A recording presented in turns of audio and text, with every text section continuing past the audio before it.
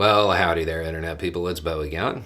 So, today we are going to talk about polling and different entities and why measuring the popularity or unpopularity of different entities can actually kind of help clue you in to the general currents in the country, politically speaking. In a recent video, I went over some polling.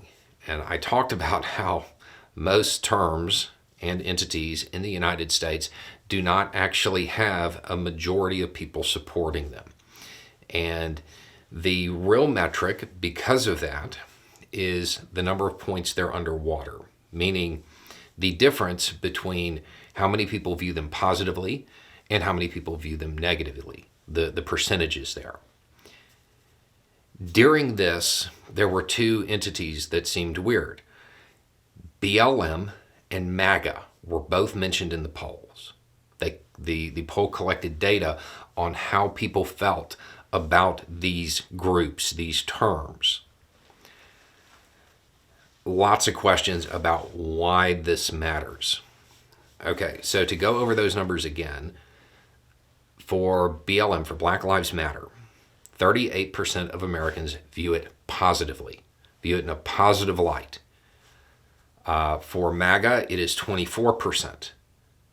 BLM, Black Lives Matter, is very, very much more popular than MAGA. But that's not the whole story. You have to look at who views them negatively as well. Okay, for BLM, it's 40%. For MAGA, it's 45%. So what this means is Black Lives Matter is 2 points underwater. MAGA is 21 points underwater. There are more people, there's a wider gap of people who dislike MAGA more. So basically what it boils down to. So why is this included in polling about the election? Every time one of the Trump-light MAGA people comes out and references MAGA, they are not winning moderates. They're upsetting people. The people who support MAGA, they already support MAGA. They're not going to be winning anybody new with this. More importantly, when they launch attacks against BLM, and you can safely assume that like movements have roughly the same level of favorability. So when somebody says, I'm a MAGA Trump supporter, and if you don't elect me, BLM's going to get you. Okay? It doesn't have the intended effect. What it means is they're standing there saying, I'm part of a group that you don't like. And if you don't vote for me, a group that you like more than me is going to have more power. That's why looking at those numbers and how terms are viewed can help you guess what's going to happen. Based on those numbers, 45% of Americans, when they hear I'm MAGA, they already don't like that person. 45%. Only 24% are like, yay, go team, go. It's a gap of 21 points. There are far more people who view MAGA in a negative light than view it in a positive light.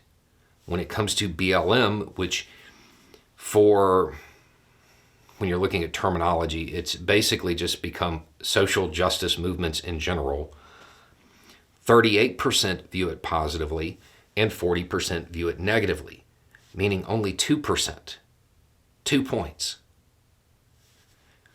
As the MAGA movement campaigns and they talk about BLM, they talk about all of these different entities or grievances, the majority of Americans have a more favorable view of their grievances than they do of them. Their campaigning is going to drive negative voter turnout. It's going to send more people not to vote for their opponent, but to vote against the MAGA candidate. It's a dynamic we're going to see. As primaries start heating up again, as people start going through making all those speeches, using the rhetoric they feel like they have to do to win a Republican primary, all of that, because this time it's an election year, all of that will, by election year, I mean a presidential election year, all of that will enter the mainstream. It'll get a whole lot more coverage, which means those candidates who use that rhetoric in the primary, when it comes to the general, people are going to remember it.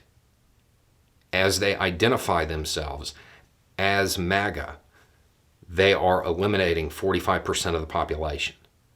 45% off top view it as negative, and only 25% view it, or 24% view it as positive. The Republican Party is going to drive their own negative voter turnout. It's going to be wild. Anyway, it's just a thought. Y'all have a good day.